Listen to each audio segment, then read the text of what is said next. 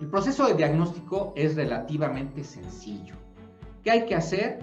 Se trata de identificar una muestra de trabajadores, ¿sí?, para ser evaluada en la primera etapa. En una segunda etapa se aplican los cuestionarios que pueden ser desarrollados por la empresa o que pueden ser la guía de referencia 2 y la guía de referencia 3 en su caso, y la guía de referencia 1, que es la identificación de traumas severos, para poder identificar y diagnosticar el riesgo psicosocial en las empresas.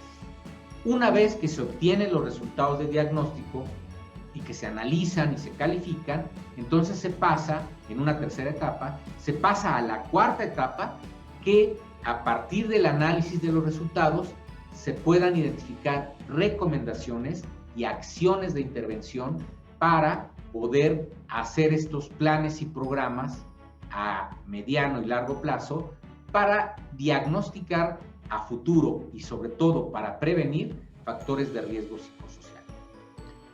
Cuando ya se obtienen estas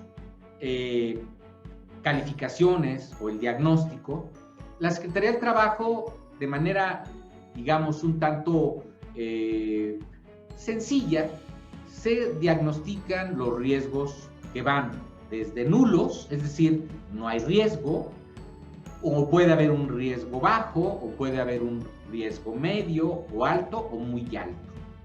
Para cada una de estas posibles evaluaciones o diagnósticos, las empresas tienen que hacer algunas acciones muy importantes para poder tener, digamos, consecuencias relacionadas con el tipo de diagnóstico. Por ejemplo, en el caso nulo, pues no se requiere hacer nada. Lo que nos está diciendo una evaluación nula, pues es que la empresa está haciendo todo muy bien. Cuando es una evaluación baja, lo que nos está diciendo a lo mejor es que tienes todo, pero tienes que mejorar tu difusión, o tienes que dar a conocer tus programas, o tienes que promover un poco más el entorno favorable. En el término medio, en las acciones que se requieren ahí, es hacer algo que a lo mejor no existe, que casi siempre tiene que ver con la aplicación y difusión de los programas de intervención.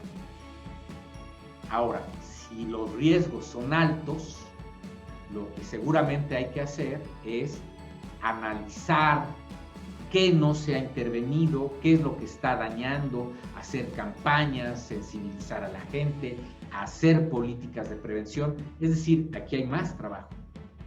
Y cuando los riesgos son muy altos, que es la parte más negativa, pues ahí sí habría que tener mucho cuidado y diagnosticar más seguido, es decir, no solo cada año o cada 2 años, a lo mejor cada 6 meses, y ahí sí hay que hacer de todo, desde identificar categorías, hacer programas diversos, hacer más evaluaciones, sobre todo a profundidad, y sobre todo prevenir algo que ya está dañando a la empresa. Entonces, estos 5 puntos que la Secretaría del Trabajo establece como niveles de riesgo o niveles de diagnóstico, sí son muy importantes para las acciones que deben seguir.